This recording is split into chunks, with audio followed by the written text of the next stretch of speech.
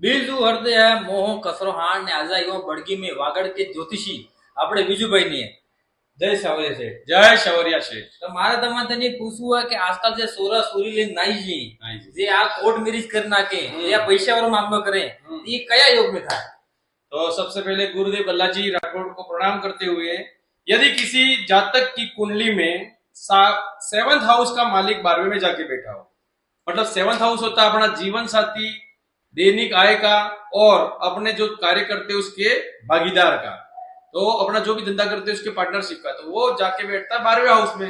और 12वां हाउस का मतलब होता है व्यय, विदेश और मोक्ष और कारागार। तो व्यय એટલે ઝઘડો પડે અહીંયા, હાથો પાવનો માલિક ભરવામાં જાય એટલે ઈ હગાઈ કરી है એ જાય ઝઘડો ભરવો પડે, વિદેશ એટલે લઈને નાઈ જાય ને પછી મોક્ષ એટલે થઈ શકે ને કામ પૂરું થાય તો ટંગાઈએ જાય આત્મહત્યા કરી લે ને કારાગાર એટલે કોર્ટ મેરેજ કરે। ધન્યવાદ। घर में बीजी भी कोई समस्या हुआ है कोई कुंडली प्रिडिक्शन करावવું હોય તો આપણે બળગી કાર્યાલય है ये તમે આવી શકો અને આ નંબર લખેલો હોય એ તમારે સમાધાન લઈ શકો।